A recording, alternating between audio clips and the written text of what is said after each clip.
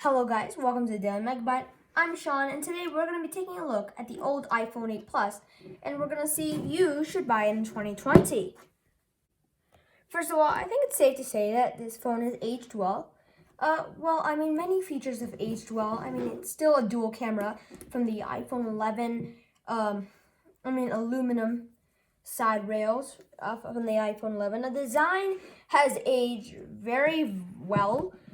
The screen, I don't think it has aged that well. It is an LCD. It is an LCD display. But, I think it's actually kind of good, though. Sure, the blacks are not good. But the iPhone 11 has also an LCD display. So, it's okay. But if you're somebody who's upgrading always been from the high-end Apple phones, then yeah, this is not a phone for you. Alrighty, let's take a look at the camera. So the camera is a great camera. It still has a 12 megapixel photo camera.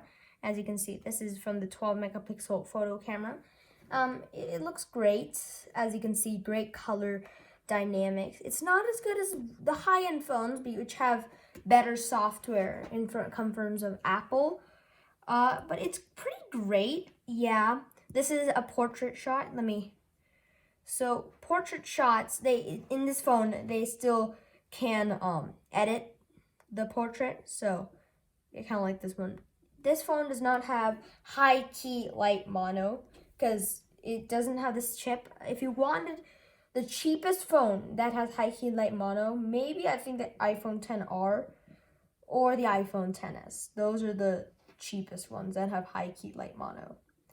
But yeah, it's great. The software, it's just not that good. Okay, so selfies, it still has a 7 megapixel camera, same as the iPhone SE 2020.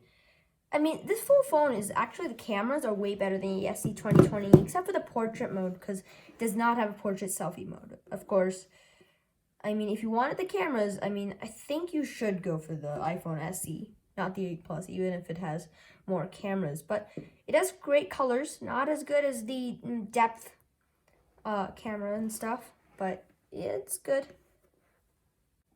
Video quality, it's great. Video goes up to 4K, 60 frames per second.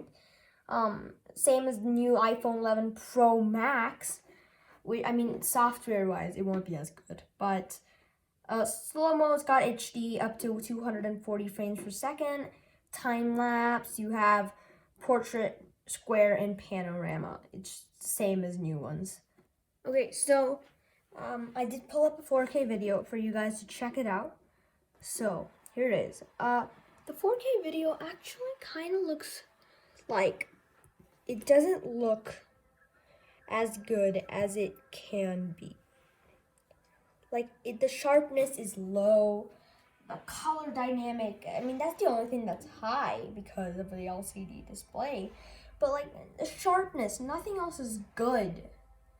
Of course, this is playing at 1080p because it does not have a 4K screen, but the 11 Pro doesn't have it either. So the only thing you compare is the color dynamics. But of course, if you wanted, the only reason you should buy an 8 Plus instead of an iPhone SE is either if you don't want to spend that much money, or if you really, really want a telephoto camera, which I doubt you want to. So, of course, phone is bigger than the SE, but the SE has way more colors, way more. So, and its performance is better for only $399 and $450 if you wanted the 128 gigs version. But that is the review of the iPhone 8 Plus. Hope you enjoyed this video. Please like, subscribe, and leave something in the comments below so I know what video I should make next. Alright, bye guys.